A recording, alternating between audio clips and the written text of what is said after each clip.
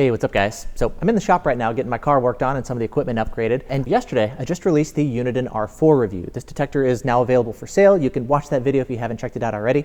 And one of the most common comments after I'd posted the video is a lot of you guys were wondering, well, how does it compare to the Uniden R7? You know, which one is better? And so for that reason, I figured, well, let's grab both detectors here, the R4 and the R7, talk about the pros and cons of each and help you decide which one is best for you. All right, so comparing these two detectors, the main differences that you'll find, I guess starting with the R7 that's been out for a while, well, the R7 of course has the arrows, and so it's going to be able to let you know where the signal is coming from. Additionally, if you take a look at the two displays, the R7's display is going to be larger, so it's easier to read the screen. Now the R4, it is the newer detector, so it has a number of nice new upgrades over the R7. The two biggest differences in my mind, number one, it's going to give you a little bit longer range thanks to the LNAs. The R7, it's already excellent in range. I mean, I've never really found myself needing more range in practice, but in some situations, of course, that can make a difference. I think the biggest situation is if you do a lot of driving in, let's say, really hilly, curvy terrain, right? A lot of trees, things that block and absorb the radar signal, and there's maybe a lot of instant on that's in use in your area. That could make a really big difference, and that may actually be more important than the arrows themselves. If you need the longest alert distance possible ahead, that's, I think, the biggest difference of where this extra sensitivity comes into play. Then the other main advantage is the fact that the R4 has Bluetooth built in, so it's going to be able to integrate with your phone to add some extra functionality. I have no idea what that functionality is. I don't know if Uniden even plans on releasing an open API, so we'll have to see kind of what happens with third-party developers. If that comes out, that could be a pretty big benefit, but if it just winds up being something simple for like maybe changing settings on your phone, that's not really a big deal. We'll have to see. I don't know if firmware updates are going to be available here or anything over the app. So again, that's a big question mark. So I can't say it's a big advantage right now, but maybe down the line we'll have a better idea with that. And so really, I think the biggest differences come down to arrows, which I find to be useful all the time, versus the longer range. I mean, again, the R7's already great. The R4, you might need it in certain situations, but I think for most people to have the arrows, that's really going to make the biggest difference. And for the extra $50 that you'd spend for the R7, in my mind, that's the way I'd spend the money. I'd go for the R7 all day long to get the arrows because they're so useful. Now that said, the R4 has a number of other advantages, and depending on your use case, you may actually really like some of those other features. So let's go ahead and run through those. Now, the first thing to talk about is going to be the GATSO support. So if you've got the GATSO RT3 or RT4 in use in your area, well, this one is going to be able to detect it, whereas the R7 is not designed to pick them up. So if you face those photo radar systems, that could be a big advantage here for the R4. Additionally, I really like the fact that the R4 has the mute button right here on the front of the detector.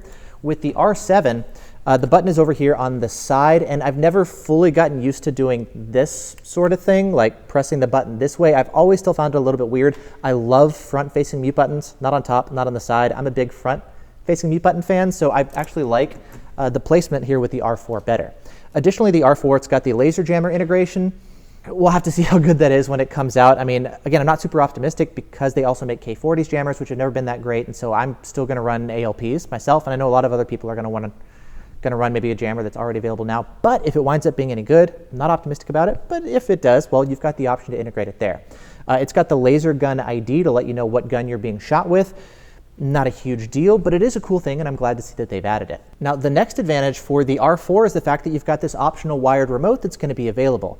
Basically, it's going to allow you to go in and just kind of control, little awkward way to hold it, but just kind of control the detector. You can change settings like this, you can scroll through the menu, you can find any settings that you want to change, and just go in here and adjust them like that. So I know I mentioned in the video that I haven't found this to be super useful just because I always mount my detectors in a place where I can reach them anyway, but I know in the comments of the review, some of you guys mentioned your detectors are mounted kind of far away and not within reach, and so a remote like this could be useful to make it easier to go in and adjust your settings.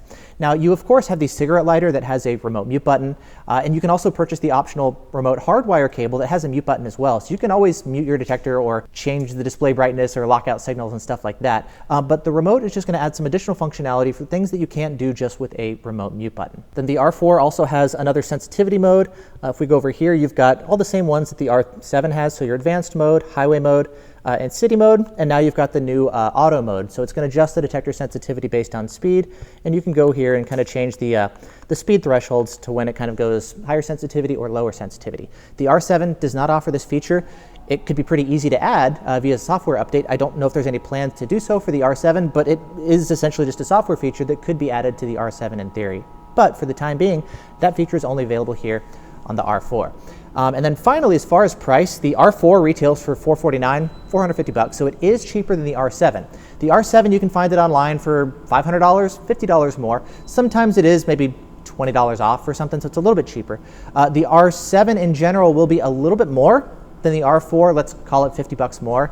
And for my money, I'd say to get the detector with the arrows, that's, at the end of the day, that's the way that I would go. The arrows I find to be super, super useful in practice. I love all the upgrades and options that they've added here to the R4. It's definitely a nice upgrade over the R3. The longer range, of course, definitely nice. And I would love to see eventually they come out with an arrow version of this platform, kind of like you had, R3 and R7, then maybe R4 and an arrow version of the R4, R8 or whatever they're going to call it. And so that I think would be really cool too, but obviously that's not available or anything. So we're looking at, well, R4 and R7, and it's kind of interesting because they're only a $50 difference. And so it kind of makes sense to say, well, how does it compare to the R7? And again, I guess to summarize, I'd say go for the R7. The arrows make a huge difference, but if you're in a situation where you need the longer range, especially you got a lot of instant on and really difficult terrain, in that case, the R4 would be the way to go. And then any of the other advantages like the remote mute button or the GATSO detection, like if that's important to you, of course, well, that's important to you. So there you go, get the R4. And so that's kind of my thoughts here on